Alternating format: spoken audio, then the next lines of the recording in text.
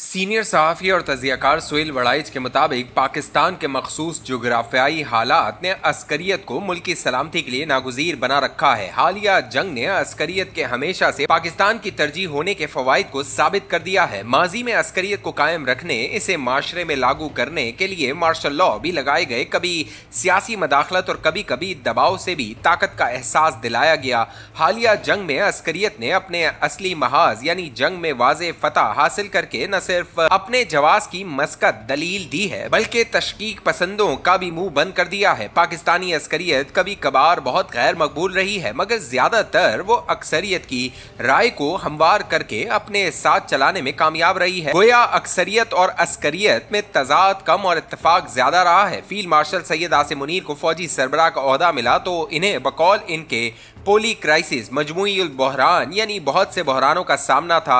माशी बहरान इतना संगीन था कि मुल्क डिफॉल्ट के करीब था। सियासी बहरान इस कदर गंभीर के धरने और एहतजाज मुल्क का नज्म नस्क तबाह किए हुए थे। खारजी बहरान में पख्तूनख्वा में तालिबान से जंग, बलूचिस्तान में आज़ादी की जंग और पंजाब में सियासी जंग जोरों पर थी। 9 मई के बहरान ने मुल्क में कानून की रिट और फौज के वक़ार पर जरब लगा दी थी। अदालतें खुदसर होकर खुदाई के दावे तक पहुंच गई थी। वो सियासी पसंद नापसंद के जरिए हुकूमतें बनाने और तोड़ने में मसरूफ थी। बैनुल-अक़वामी तौर पर भारत बालादस्ती पर मसर था और अपने तहीं कश्मीर को हजम किए बैठा था। अमरीका हमसे मुख्तलिफ वजूहात की वजह से ला ताल्लुकी इख्तियार किए हुए था। जनरल आसिम मुनीर ने ब्रसेल्स में कहा कि हम बेशतर बहरानों से निकल आए हैं और आने वाले दिनों में मजीद बेहतरी आएगी। इलेक्शन 2024 से पहले इस नाचीज ने मकबूलियत और कबूलियत की 2 इस्तिलाहात के जरिए पाकिस्तानी रियासत के उसूल व जवाबित को वाजे किया था। आज की तहरीर अस्करियत और अक्सरियत की अपनी अपनी अफादियत को वाजे करने के लिए जरूरी है। अस्करियत को दिल और जान से कबूल करने वाले भी अक्सरियत को दी जाने वाली स्पेस से गैर मुतमईन है। दरअसल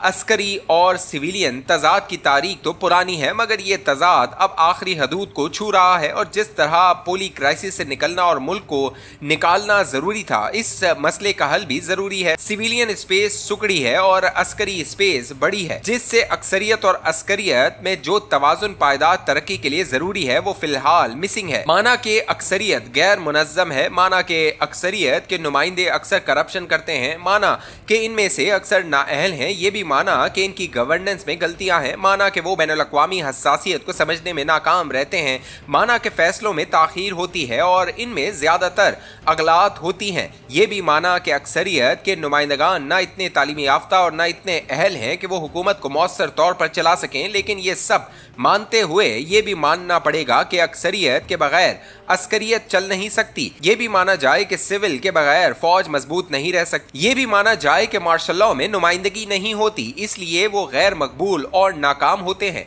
ये भी माना जाए कि अक्सरियत को साथ चलाए और अहल बनाए बगैर, इनकी राय शामिल किए बगैर दुनिया का कोई निज़ाम कामयाब नहीं हो सकता। ये भी माना जाए कि सिविलियन हुकूमतों को रुखसत करना और सियासी मदाखलत करना नुकसान पहुंचाता रहा। ये भी माना जाए कि जनरल पाशों, जनरल जहीरों और जनरल फैजों ने सियासत, मीडिया और माशरे को जो चरके और टीके लगाए, उन्होंने माशरत के तारोपोत बिखेर दिए। अस्करियत और अक्सरियत दोनों तरफ कोताहियां और खूबियां मौजूद हैं, मगर हाइब्रिड निजाम में अदम तवाजुन है, जिसे दूर किए बगैर किसी भी निजाम का कामयाबी से चलना महाल है। आइन में वाज़े तौर पर सिविलियन बालादस्ती का जिक्र है और वही मुल्क की फलाह का वाहिद रास्ता है। आज एक न्यूक्लियर मुस्लिम फौज दुश्मनों की आंख में खटकने के बावजूद जमहूरी ममालिक में शामिल है, तो इसकी वजह वो सिविलियन गिलाफ है या पर्दा है जिसमें हमने अपने दिफाई निजाम को छुपा रखा है। ये निजाम सिर्फ जंग की शक्ल में सामने आना चाहिए, जैसे कि इस जंग में ये असासे खुलकर सामने आए और इनकी वजह से दुश्मन जेर हुए। ब्रसेल्स में ओवरसीज के इज्तिमा में फील्ड मार्शल ने वाज़े तौर पर कहा कि पाकिस्तान दहशतगर्दी का मुखालिफ है और प्रॉक्सीज की जंग की हिमायत नहीं करता।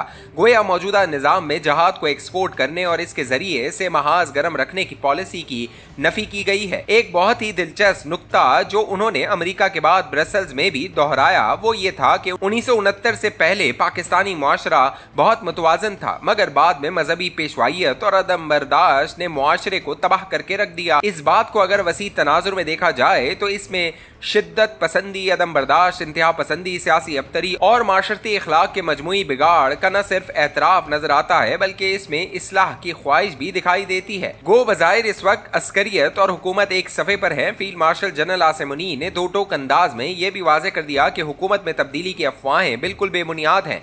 इस वजाहत और वाज़ेह ऐलान के बावजूद हुकूमत और अस्करियत के दरमियान जो तजाद मौजूद है वो इस निज़ाम में रुकावटें खड़ी करते रहेंगे। अस्करियत ने मिस मैनेजमेंट और करप्शन के नाम पर मईशत के शोबे में भरपूर किरदार अदा करना शुरू कर दिया है। हालांकि पहले ये मुकम्मल तौर पर सिविलियन डोमेन हुआ करती थी। रिकॉर्डिंग, मादनी वसाइल, SIFC, NHA और दीगर अहम शोबों में अस्करियत को गलबा हासिल है। हालांकि इसमें अस्करियत के मशवरों और टेक्निकल सपोर्ट तो जरूर होनी चाहिए, मगर ये माशी और तकनीकी शोबे हैं जिनकी सरबराही सिविलियन प्रोफेशनल्स के पास ही होनी चाहिए। माजी में अस्करियत के जरिए मुल्क चलाने, मईशत और ज़राअत को बेहतर करने या करप्शन को रोकने के तमाम तजर्बे बार बार नाकाम हुए हैं, फिर भी इनसे सबक नहीं सीखा जा रहा। बानी पाकिस्तान कायदे आज़म मोहम्मद अली जिन्ना ने मुस्लिम दुनिया में पहली जमहूरी मुमलिकत की बुनियाद रखी जिसमें सिविलियन बालादस्ती वाज़ेह है।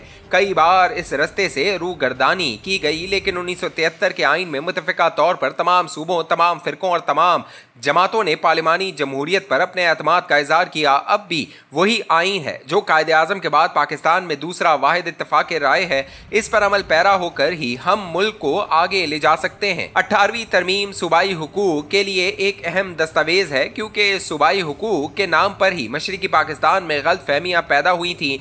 बुनियादी ढांचे को छेड़े बगैर आइन में हर तब्दीली की गुंजाइश मौजूद है। ज़रूरत है कि जमहूरियत और आइन की मदद से मुस्तकबिल का ढांचा इस्तवार हो। फौज मुल्क का अहम तरीन दिफाई बाजू है। हमारी फौज मुनज़्ज़म और तजुर्बाकार है और शायद बहुत से मामलात में अहल भी है, मगर अस्करियत की बालादस्ती मुल्क को खोखला कर देती है। अस्करियत और अक्सरियत हाथ मिलाकर चलेंगे तभी एक फलाही रियासत बन सकेगी।